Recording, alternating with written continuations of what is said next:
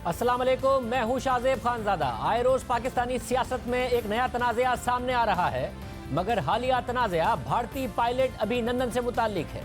एक in camera briefing का जिक्र हो रहा है और दबाव की बातें की जा रही हैं, और ये सारा मामला शुरू हुआ साबिक स्पीकर कौमी असम्बली अयाज सादिक के बयान से, जिस पर आज DGISPR major general Babar Iftikhar ने प्रेस कॉन्फ्रेंस की और नून लीग के रहनुमा और साबिक स्पीकर कौमी असम्बली अयाज सादिक के बयान पर अफसोस का इजहार करते हुए उसे कौमी सलामती की तारीख को मस्ख करने की कोशिश करार दिया।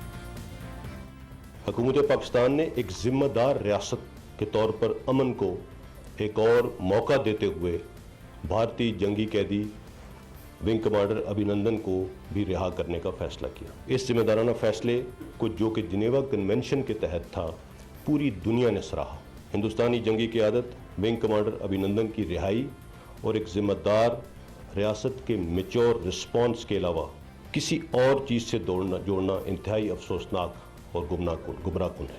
ये दरअसल पाकिस्तानी कौम की हिंदुस्तान पर वाज़े बरतरी और फतह को मुतनाज़ा बनाने के मुतरादिफ है, और ये चीज़ मेरे ख्याल में किसी भी पाकिस्तानी के लिए काबिल कबूल नहीं है। ऐसी मनफी बयानी की बराह रास्त कौमी सलामती पर असरात होते हैं, और इन चीज़ों का दुश्मन इंफॉर्मेशन डोमेन में भरपूर फ़ायदा उठा रहा है, और इसकी झलक आज आप सब इंडियन मीडिया पर देख सकते हैं। यही बयानियाँ हिंदुस्तान की शिकस्त और हजीमत को कम करने के लिए इस्तेमाल किया जा रहा है। इन हालात में जब दुश्मन कुव्वतें पाकिस्तान पर हाइब्रिड वॉर मुसल्लत कर चुकी हैं, हम सबको इंतहाई जिम्मेदारी से आगे बढ़ना होगा।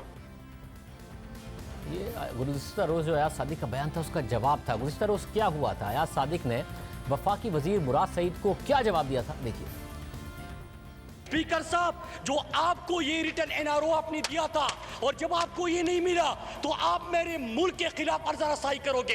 आप आज दौर के बयानी को, मोदी की सोच को फरोग दोगे। जनाब स्पीकर, इस वक्त पाकिस्तान के खिलाफ अंदरूनी और बैरूनी दोनों साजिशें हो रही है। कलभूषण तो बलूचिस्तान और बलूचिस्तान पाकिस्तान के बाकी इलाकों के साथ साथ बलूचिस्तान में हमले करा रहा था। हमारे बलूच भाई मर रहे थे, वहां से गिरफ्तार हुआ।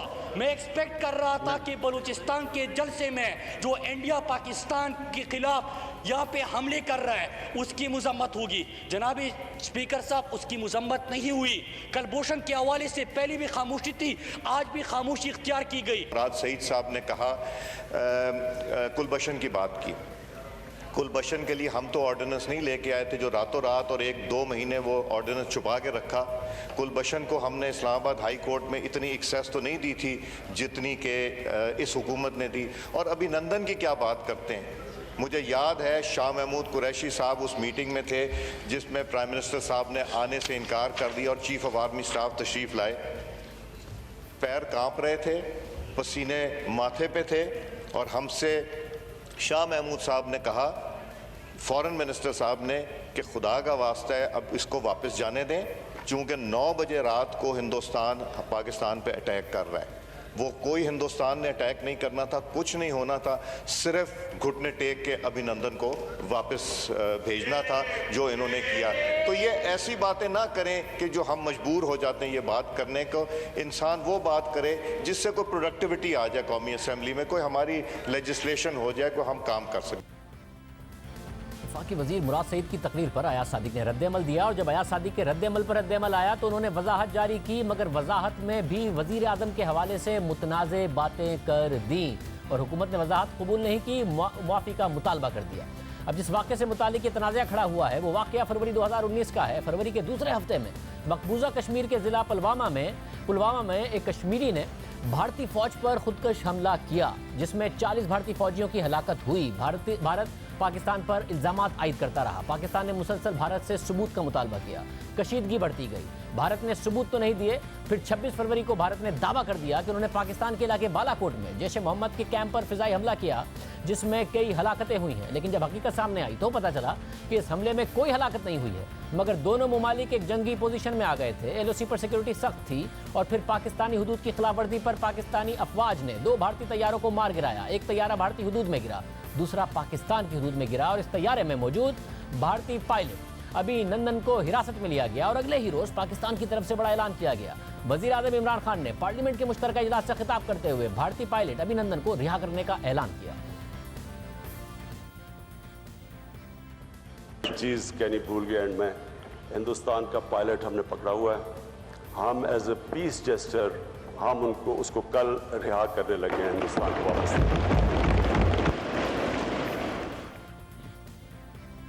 اور اس اعلان کے ایک دن بعد پاکستان نے قیدی پائلٹ کو بھارت کے حوالے کر دیا۔ پاکستان کے اس اقدام کو دنیا بھر میں سراہا گیا۔ سفارتی اور سیکیورٹی محاذ پر پاکستان کو ایک واضح برتری بھی حاصل ہوئی۔ اس رہائی سے پہلے، بھارتی پائلٹ کو واپس کرنے سے پہلے کچھ ملاقاتیں بھی ہوئی۔ پاکستان کی عسکری اور سویلین قیادت کی، اپوزیشن بھی موجود تھی، حکومت بھی موجود تھی۔ اپوزیشن نے الزام لگایا کہ وزیر اعظم اس ملاقات میں کیوں نہیں آئے، اور اب اس ملاقات کے حوالے سے ایاز صادق نے یہ بات کی جس کے اوپر رسپانس آ رہا ہے۔ ہمارے ساتھ موجود ہیں سابق وزیر اعظم شاہد خان عباسی صاحب۔ عباسی صاحب بہت شکریہ۔ عباسی صاحب آپ کل بھی موجود تھے، آپ نے کہا ڈائیلاگ ہونا چاہیے۔ آپ نے کہا کہ جو کانفیڈنس ہے وہ ختم ہو گیا ہے، کیونکہ جو ملاقاتیں ہوئیں اس کی باتیں کس طریقے سے میڈیا پر کر دی گئی، یہ بھی نون لیگ کا الزام ہے۔ اتنی اہم نیشنل سیکیورٹی کی ملاقات اور وہ بات کر دی گئی جو کہ پاکستان کے حوالے سے انہوں نے خود نے سوالات اٹھا دیے، D G I S P R کو آ کے پریس کانفرنس کرنی پڑی۔ آپ سمجھتے ہیں درست کیا ایاز صادق صاحب نے، اور کیا آپ کی پارٹی سمجھتی ہے، کنڈیم کرتی ہے سارے کے سارے معاملے کو؟ جو ایاز صادق صاحب نے تقریر کی وہ کل صبح کی تھی۔ کل یہ ایشو نہیں تھا، اس کو انڈین میڈیا نے اٹھایا کیونکہ انہوں نے اس کو توڑ کر بیان کیا، اس سے فائدہ اٹھایا۔ ایاز صادق صاحب نے جو بات کی ہے، میں وہ بات یقیناً پارلیمان کے فلور پہ ہر بات کرنے کی اجازت ہوتی ہے۔ ایاز صادق صاحب بڑے ذمہ دار آدمی ہیں، بڑے محتاط طریقے سے بات کرتے ہیں، لیکن وہاں جو جذبات ابھارے گئے ان کی بات اس کا نتیجہ تھی، تو اس کو اس سارے کانٹیکسٹ میں دیکھنا پڑے گا۔ جو انہوں نے بات کی وہ صرف یہ تھی کہ فارن منسٹر میرے پاس آئے اور میں اس میٹنگ میں موجود تھا۔ جس بات کا ایاز صادق صاحب نے ذکر کیا ہے وہ اس میٹنگ کا حصہ نہیں تھی، وہ ایک پرائیویٹ ڈائیلاگ تھا ایاز صادق صاحب کا اور فارن منسٹر صاحب کا، اور انہوں نے اس میں جو کچھ دیکھا ایاز صادق صاحب نے انہوں نے بیان کر دیا۔ اب یہ بات یقیناً کی جا سکتی ہے کہ ان کو یہ بات یہاں پر نہیں کرنی چاہیے تھی، لیکن جب آپ پارلیمان کے فلور پر کسی کو غدار کہیں گے، انڈین ایجنٹ کہیں گے، کلبھوشن کا محافظ کہیں گے، مودی کا یار کہیں گے، تو اس کو بھی اپنا دفاع کرنا پڑتا ہے۔ اور ایاز صادق صاحب نے مناسب یہ سمجھا کہ میں اپنا دفاع کروں، کہ میں یہ بتاؤں کہ یہ اشخاص جو آج یہ باتیں کر رہے ہیں، جو وفاقی وزراء ہیں، ان کے حالات کیا تھے اور کیا باتیں انہوں نے کی ہیں۔ اگر آپ مجھ سے صرف یہ بات پوچھیں کہ کیا ایاز صادق صاحب کو یہ بات سٹینڈ الون کرنی چاہیے تھی، تو میں اس سے اتفاق نہیں کرتا۔ لیکن پارلیمان پر جو جذبات ابھارے گئے، جس پیرائے میں بات ہوئی، وہاں پر یہ باتیں ہو جاتی ہیں۔ اور آج بدقسمتی ہماری یہ ہے، جس کا میں نے کل ذکر کیا، کہ اعتماد ختم ہو چکا ہے۔ حکومت اپوزیشن کو تھا نہیں، جو اپوزیشن اور اسٹیبلشمنٹ کا بھی اعتماد تھا۔ یعنی آپ یہ کہہ رہے ہیں کہ جو میٹنگ ہوئی نیشنل سیکیورٹی کی، جس میٹنگ میں ظاہر ہے آپ بھی موجود تھے، جس میں آرمی چیف بھی تھے، اس میں یہ کوئی بات نہیں ہوئی تھی کہ جی ابھی نندن کو اگر رہا نہیں کیا تو 8 بجے تک حملہ نہ کر دے بھارت۔ یہ بعد میں کوئی اگر ان کی انڈیویجول بات ہوئی ہے تو وہ ہوئی ہے جو کہ ایاز صادق صاحب کہہ رہے ہیں، ویسے کچھ نہیں ہوا ہے۔ دیکھیں، میں اس میٹنگ کے بارے میں کچھ نہیں کہہ سکتا، کیونکہ ہم سب نے حلف اٹھایا ہوتا ہے اس میٹنگ میں تمام باتوں کو صیغہ راز میں رکھنے کا، تو وہ باتیں وہیں پر رہیں گی۔ یہ بھی بدقسمتی تھی کہ اس میٹنگ میں وزیر اعظم صاحب نہیں آئے، حالانکہ جنگ کا اعلان آئین کے مطابق صرف وزیر اعظم کر سکتا ہے۔ وہ اس میٹنگ میں انہوں نے بیٹھنا گوارا نہیں کیا۔ اور یہ جو بات ایاز صادق صاحب نے کی ہے، یہ ان کے اور فارن منسٹر کے درمیان ایک نجی گفتگو تھی، اس میٹنگ کا حصہ نہیں تھی۔ جو انہوں نے کلیریفیکیشن دی ہے اس میں انہوں نے پھر جو حقائق ہیں، نہیں بھائی صاحب، اسی میٹنگ کی وہ بات کر رہے ہیں کہ وہ آئے اور کیا ان کی حالت ہوئی تھی، بات وہ اسی میٹنگ کے حوالے سے کر رہے ہیں، اسی کا حوالہ دے رہے ہیں۔ نہیں، دیکھیں، بات میں حقائق آپ کے سامنے رکھ دیتا ہوں۔ اس میٹنگ میں وزیر اعظم صاحب نہیں تھے، اور نہ ہی وہاں پر شاہ محمود صاحب نے کوئی بات کی اس میٹنگ کے اندر۔ لیکن اسی میٹنگ جب وہ اسی کمرے میں جب میٹنگ شاید جاری تھی یا شاید اس کے شروع ہونے سے پہلے، کیونکہ اس میٹنگ میں تقریباً 1.5 گھنٹے کا ڈیلے ہوئی تھی، تو وہاں پر گفتگو ہوئی ایاز صادق صاحب کی اور فارن منسٹر صاحب کی، اور وہاں پر جو تاثر قائم ہوا اس کا ذکر ایاز صادق صاحب نے کیا ہے۔ یہ اس کے سارے حقائق ہیں۔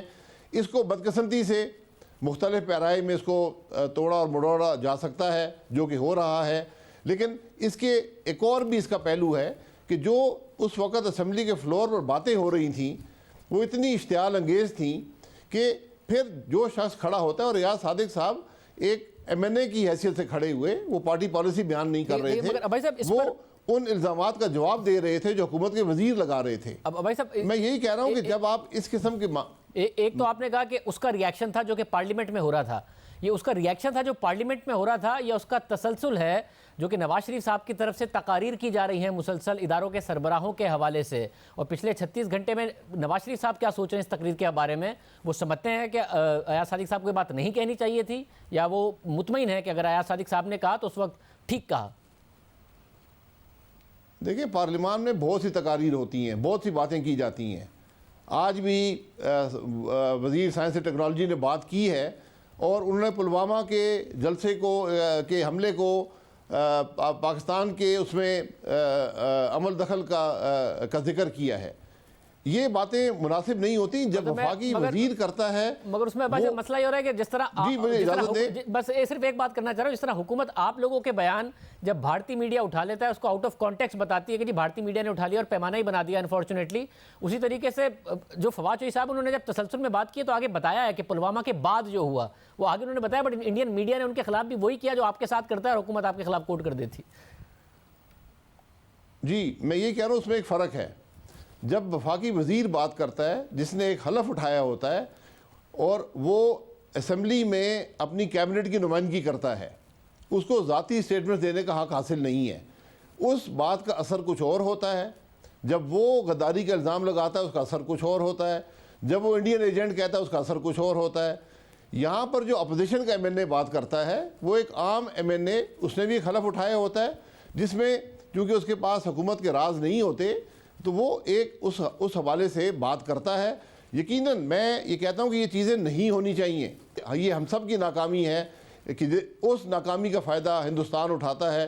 اپنے دشمن سے آپ بہتری کی توقع مت رکھیں۔ جب بھی ہم ملک کے اندر کوئی ایسا کام کرتے ہیں، غداری کے الزام لگاتے ہیں، کسی کو انڈین ایجنٹ کہتے ہیں، آئی جی پولیس اٹھاتے ہیں، آئین توڑتے ہیں، الیکشن میں کچھ ہوتا ہے، یہ سب نیشنل سیکیورٹی کے ایشوز ہیں، یہ سب ملک کو کمزور کرتے ہیں۔ آج ہم سب کی ذمہ داری ہے۔ میں اسی لیے کہتا ہوں کہ آج ایک ڈائلاگ کی ضرورت ہے، لیکن میں خود بھی قاصر ہوں یہ کہنے سے کہ وہ ڈائلاگ کیسے شروع ہوگا، کون کرے گا، کس سے کرے گا۔ حکومت کہہ رہی ہے انہیں معافی مانگنی پڑے گی، ان کی وضاحت کافی نہیں ہے۔ کیا نواز شریف صاحب کہیں گے ایاز صادق صاحب کو کہ وہ معافی مانگیں؟ جی اگر وزیر اعظم صاحب آ کر اپنے وزراء کی معافی مانگیں گے تو میں سمجھتا ہوں کہ ایاز صادق صاحب ذمہ دار آدمی ہیں، وہ بھی معافی مانگ لیں گے، کیونکہ یہ معاملہ یک طرفہ نہیں ہے۔ بدقسمتی سے اس کے اثرات جو ہیں وہ وسیع ہیں، اس کا پھیلاؤ بہت زیادہ ہے، لیکن معاملہ جو ہے وہ یک طرفہ نہیں، اور معاملہ آج کا نہیں ہے، معاملہ 2018 کے الیکشن سے ہے، اور پچھلے 2.25 سال سے یہی ماحول اسمبلی کے اندر ہے، جس کی وجہ سے اس قسم کی معاملے پیدا ہوتے ہیں۔ وزیر اعظم صاحب آئیں، لیڈر آف دی ہاؤس ہیں، بات کریں، وہ کہیں گے جی ہم سے ماضی میں غلطیاں ہوئی ہیں، ہم نے ہر قسم کی گالیاں بھی دی ہیں، ہر قسم کے الزامات بھی لگائے ہیں، ہم معافی مانگتے ہیں۔ یقیناً ایاز صادق صاحب بھی، میں کھڑا ہو کے معافی مانگ لوں گا جی، میں کہ ہم سے بھی غلطیاں ہوئی ہیں، آپ ہمیں قوم یا جو بھی پارلیمان ہے معاف کر دے۔ یہ دو طرفہ باتیں ہوتی ہیں، ہمیشہ بڑا بھائی حکومت، لیڈر آف دا ہاؤس اس کی پہل کرتا ہے، اور ایسا ماضی میں ہوا ہے، یہ کوئی انوکھی باتیں نہیں ہیں۔ بہت تلخیاں بھی ہوئی ہیں، بہت سی غلطیاں بھی پارلیمان میں ہوئی ہیں، ان کا حل یہی ہوتا ہے کہ ایک دوستانہ ماحول، ایک آبجیکٹو ماحول وہاں پر قائم کر کے ملک کے مفاد میں بات کرنی پڑتی ہے۔ بہت شکریہ۔ سابق وزیر اعظم شاہد خان عباسی صاحب ہمارے ساتھ موجود تھے۔ اس وقت کے وزیر خارجہ شاہ محمود قریشی صاحب ہمارے ساتھ موجود ہوں گے، اور ان سے پوچھیں گے کہ اس میٹنگ میں کیا ذاتی طور پر انہوں نے کوئی ایسی بات کی تھی، معاملہ اصل میں کیا ہے۔ ایک بریک کے بعد वज़ीर ख़ारजा शाह महमूद कुरैशी साहब हमारे साथ मौजूद हैं। शाह साहब बहुत शुक्रिया मैं शो में ज्वाइन करने के लिए। शाह साहब, अयाज सादिक साहब का मुतनाज़ बयान, DGI-SPR का उस पर दो टोक मौक़िफ़ आ गया। राना सनाउल्लाह साहब कह रहे हैं कि वो बिल्कुल नहीं मजम्मत करेंगे इस बात की। शाहिद खान अब्बासी साहब भी कह रहे हैं कि उस मीटिंग में नहीं बात हुई। आपकी कोई 1-to-1 अयाज सादिक साहब से कोई ऐसी बात हुई, क्या हुआ था? शाजिद, हुआ ये था कि हमें कुछ ऐसी इत्तलात मिली कि भारत को जो नदामत उठानी पड़ी और जो उनको शिकस्त हुई जब उन्होंने पाकिस्तान पर हमला करने की कोशिश की और पाकिस्तान की एयरफोर्स ने उनको मुंह तोड़ जवाब दिया, उनके जहाज मार गिराए गए, उनके औखलाहट में उन्होंने अपने हेलीकॉप्टर मार गिराया, तो हमें इत्तलात मिली कि वो बहुत एक पैनिक सिचुएशन में है और वो कोई भी हरकत कर सकते हैं, कोई जारहाना हरकत कर सकते हैं। इस पर मुनासिब समझा गया कि पार्लियामेंट को और जितनी पार्लिमानी क़यादत है उसको एतमाद में लिया जाए। चुनाचे एक मीटिंग का एहतमाम किया गया और जिसमें जो हमारी सीनियर मिलिट्री लीडरशिप की थी और मैं भी मौजूद था, हमने उन्हें एतमाद में लिया। वज़ीर आज़म इतनी अहम मीटिंग में क्यों नहीं आए? प्राइम मिनिस्टर साहब भी उस मीटिंग में उन्होंने आना था, लेकिन वो एक इम्पोर्टेंट इंटरनेशनल कॉल के इंतजार में वो थे और वो उस कॉल की ताख़ीर की वजह से वो मीटिंग में शामिल नहीं हो सके। अयाज सादिक साहब ने पहले आपके घबराने की बात की, फिर अपनी क्लैरिफिकेशन में एक और मुतनाज़ बयान दे दिया कि वज़ीर आज़म घबराए हुए थे, वो मीटिंग में नहीं आए। एक के बाद एक मुतनाज़ बयान आया आप लोगों के बारे में।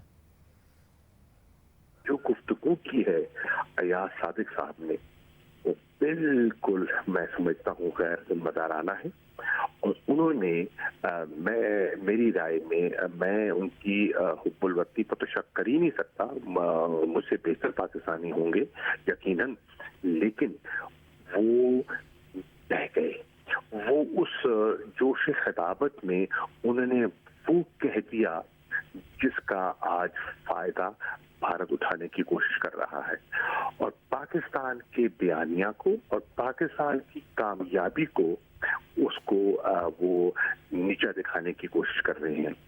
वो तो दुम दबा के भागे यहाँ से, वो तो उनको तो पाकिस्तान ने एक बैकफुट पे डाला और फिर उसके बाद जो पाकिस्तान ने फैसला किया, एक मुतब्बराना फैसला किया कि जो उनका गिरफ्तार शुदा पायलट था उसको बाद में उस मीटिंग के बाद जब फैसला वजीर आजम ने फैसला किया, अगले रोज जब पार्लियामेंट में मुखातिब हुए तो उसको दुनिया ने सराहा और दुनिया ने कहा ये स्टेट्समैन लाइक बिहेवियर है और इससे प्राइम मिनिस्टर इमरान खान ने मामलात को डिफ्यूज किया है और एक टेंस सिचुएशन को डी एस्केलेट किया है।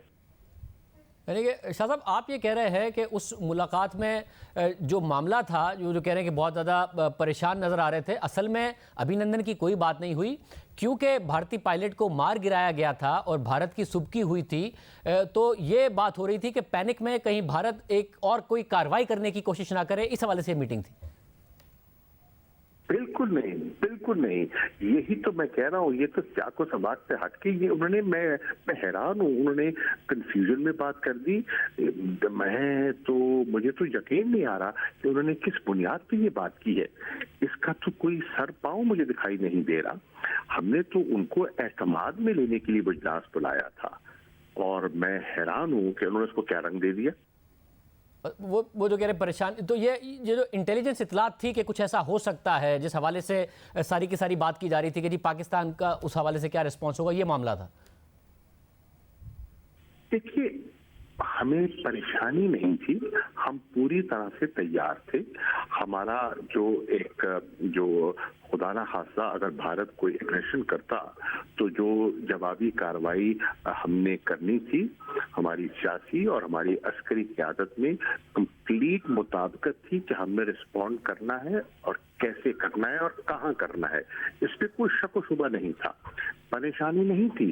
जरूरत महसूस की गई कि सूरत नाजुक है और इस पर पार्लिमानी क़यादत को एतमाद में लिया जाए। رانا ثناء صاحب کہہ رہے ہیں کہ ہم سب وزیر اعظم کا انتظار کر رہے تھے اور شاہ محمود قریشی صاحب کہہ رہے تھے بس جلدی جلدی میٹنگ ختم کریں. دیکھیے اس کی وجہ یہ ہے کہ میٹنگ خاصی لمبی چل گئی تھی اور امپورٹنٹ ٹیلی فون کالز میری گفتگو ہونی تھی. میری پرائم منسٹر صاحب خود بزی تھے, آرمی چیف کی اپنی مصروفیات تھی اور میں نے کچھ فورن منسٹرز کو لائن اپ کیا ہوا تھا, میری ٹیلی فون کالز ہونی تھی.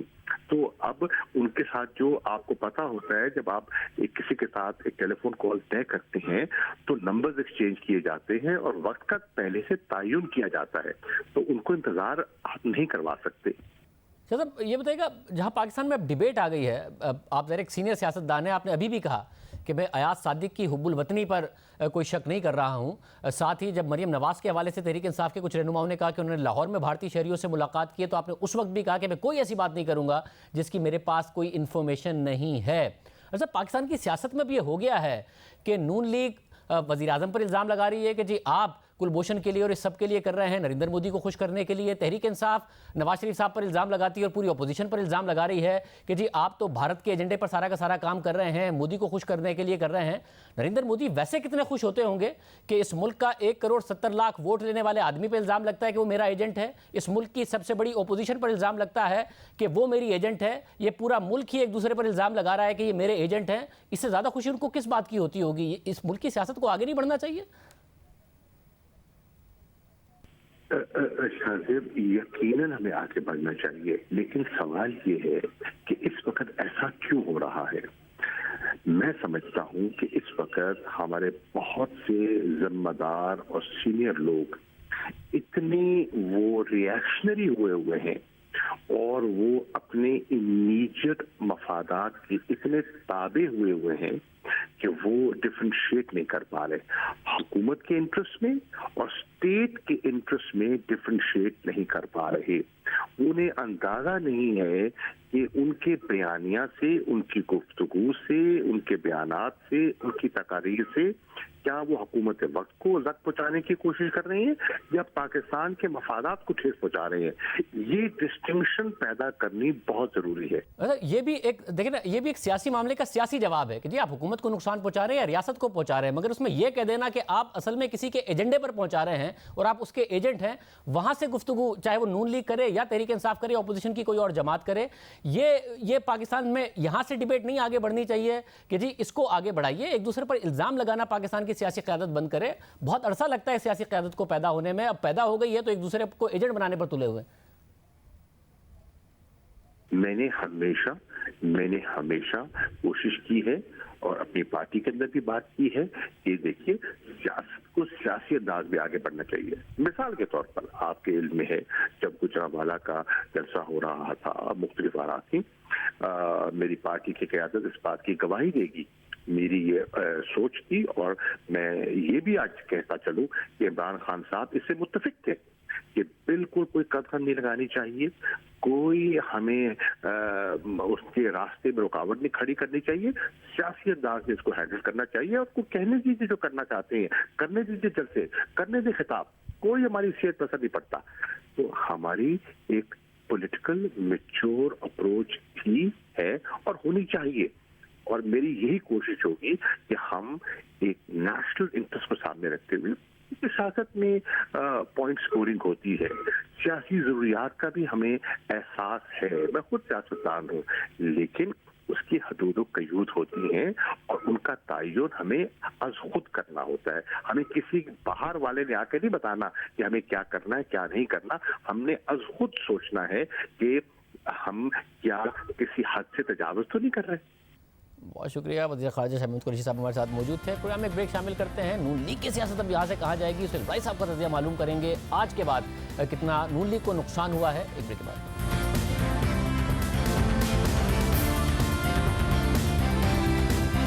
سینئر صاحب تجزیہ کار سہیل بھائی صاحب ہمارے ساتھ موجود ہیں. بھائی صاحب بہت شکریہ شو میں جوائن کرنے کے لیے. بھائی صاحب ایک بی پر D G I S P R نے دیا تھا, محمد زبیر کی جو آرمی چیف اور D G I S I سے ملاقات ہوئی تھی, اس کے بعد نواز شریف صاحب نے تقاریر کی آرمی چیف کا DGSI کا نام لیا مگر جواب نہیں آیا کوئی بھی خود ڈائریکٹ فوج کی طرف سے. مگر یہ جو ایاز صادق صاحب کا بیان ہے اور اس کے اوپر انہوں نے باقاعدہ طور پر ایک آج اسٹیٹمنٹ دیا, پھر یہ بھی بتایا کہ کوئی رینک اینڈ فائل ایک ہے, متحد ہے فوج. آپ سمجھتے ہیں کہ جو بیانیہ ہے نون لیگ کا, ایاز صادق صاحب نے جو بات کی اسے ان کی سیاست کو نقصان ہوا ہے؟ آگے کہاں معاملہ جائے گا؟ میرا خیال ہے کہ نواز شریف صاحب کی حد تک تو انہوں نے سوچ سمجھ کے ہی مزاحمتی سیاست کا فیصلہ کیا ہے, لیکن ظاہر ہے باقی کی جو قیادت پاکستان میں بیٹھی ہے اس کے اس سیاست پر تحفظات بھی ہوں گے, اور ظاہر ہے اپنے اپنے ان کے مسائل بھی ہیں. چاہے جتنے بھی پارلیمنٹری لیڈرز ہیں, پارلیمنٹری لیڈر ظاہر ہے اس طرح کی جارحانہ سیاست جو ہے اس کے بارے میں تحفظات رکھتے ہوتے ہیں. چاہے کوئی بھی کسی بھی سیاسی جماعت کی پارلیمانی پارٹی ہو, وہ عام طور پر مفاہمت کی سیاست اور ساتھ چلنے کی سیاست جو ہے اس پہ زور دیتے ہیں. اور مجھے لگتا ہے کہ PMLN کی بھی جو پارلیمانی سیاست ہے وہ یہی کہتی ہے کہ کوئی راستہ نکالیں, لیکن جب کوئی راستہ نہیں نکلا تو تبھی نواز شریف نے مزاحمت کی سیاست کا دروازہ کھٹکھٹایا. اور بالکل آپ نے صحیح کہا, لیکن ایاز صادق صاحب نے جو بات کی تھی میرا خیال ہے اس پہ رسپانس بنتا تھا, کیونکہ وہ جنگ کی بات تھی, فوج سے متعلقہ بات تھی. باقی جو ساری تھی سیاسی باتیں تھیں, لیکن یہ ایک ایسی بات تھی جو بھارت اور پاکستان کی جنگ کے حوالے سے تھی, اسٹریٹجی کے حوالے سے.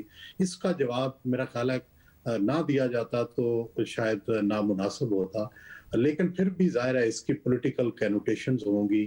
اس سے یہ تاثر لیا جائے گا کہ فوج بہت سارا جو اس وقت پولیٹیکل نیریٹو ہے اس کے خلاف انہوں نے ایک اپنی رائے جو ہے وہ رکھی ہے, اور ظاہر ہے نون اس پہ تحفظات کا اظہار بھی کرے گی, اور PTI دل میں خوش ہوگی کہ جو نیریٹو تھا نون کا اس کے خلاف بالآخر فوج جو ہے اس کے سپوکس پرسن کی طرف سے جواب آیا.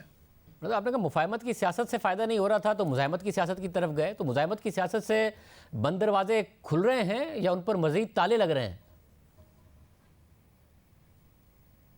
شاہ زیب صاحب, میرا ذاتی خیال تو یہ ہے کہ جب آپ اگریسو سیاست کرتے ہیں تو اس سے بھی راستے کھلتے ہیں.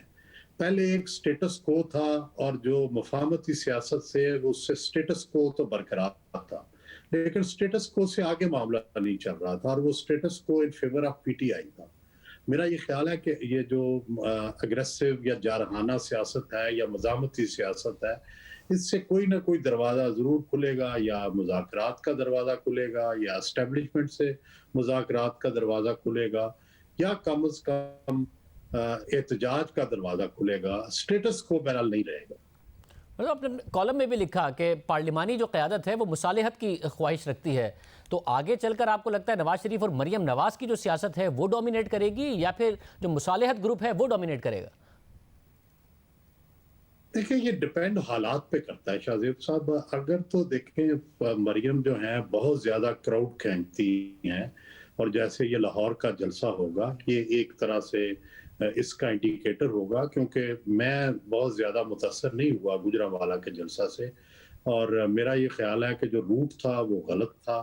لاہور کے اندر سے جانا چاہیے تھا, اور دیکھنا چاہیے تھا کہ مار روڈ پہ کتنے لوگ ان کا استقبال کرتے ہیں. تو یہ دیکھنا یہ ہوگا کہ اگر مریم اتنا بڑا کراؤڈ پل کرتی ہیں جتنا کہ ماضی میں مثالیں موجود ہیں, تو پھر تو مریم جو ہیں وہ لیڈر بن جائیں گی, پھر پارلیمانی لیڈرز پیچھے رہ جائیں گے, کیونکہ وہ کراؤڈ پلر ہوں گی, وہ پارٹی کا کرزمہ ہوں گی, اور پھر ان کے ساتھ ہی چیزیں طے ہوں گی. لیکن اگر وہ ایک نارمل کراؤڈ دیا انہوں نے, اور وہ نارمل قسم کی سیاست کرتی رہیں, تو پھر ظاہر ہے پارلیمانی لیڈر چونکہ سینئرز ہیں تو اس لیے ہو سکتا ہے کہ وہ زیادہ ان کی سے ہو. لیکن میری رائے زیادہ تر یہ ہے کہ مریم نواز بہت کراؤڈ لیں گی جب لاہور کا جلسہ ہوگا, اور اگر ان کا روٹ ٹھیک رکھا گیا تو میرا خیال ہے کہ وہ ایک نئی مثال قائم کریں گی استقبال کی. بہت شکریہ سید بھائی صاحب کا تجزیہ آپ نے سنا. وزیر اعظم کے حوالے سے آج ایک اچھی خبر آئی, اس پہ بات کریں گے ایک بریک کے بعد.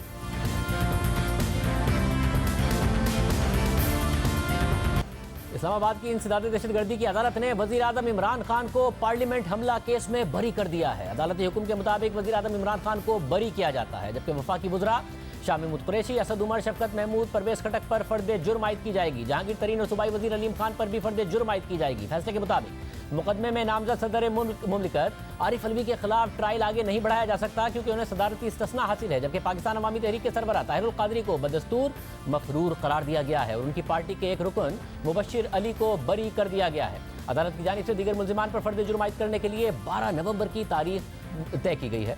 गुज़िश्ता समाअत में इमरान खान के वकील की जानिब से तहरीरी दलाइल जमा कराते हुए मौक़िफ़ इख्तियार किया गया था कि इमरान खान को झूठे और बेबुनियाद मुकदमे में फंसाया गया है। उनके खिलाफ ना कोई सबूत है, ना ही कोई गवाह है। ये एक सियासी मुकदमा है, इसलिए सज़ा का कोई इम्कान नहीं है। लिहाजा वज़ीर आज़म इमरान खान को बरी कर दिया जाए। इमरान खान के वकील ने मजीद कहा था कि प्रोसिक्यूशन भी वज़ीर आज़म की बरीयत की हिमायत करती है और उनके खिलाफ मजीद कानूनी कार्रवाई में दिलचस्पी नहीं रखती। अब आम बात यह है कि गुज़िश्ता समाअत में प्रोसिक्यूशन ने भी वज़ीर आज़म के खिलाफ केस चलाने की मुखालफत करते हुए दलाइल दिए थे कि इमरान खान के खिलाफ मुकदमा सियासी बुनियादों पर बनाया गया। उनके खिलाफ ट्रायल से अदालत का सिर्फ वक्त ज़ाया होगा। अगर उन्हें बरी कर दिया जाता है तो हमें कोई एतराज़ नहीं होगा।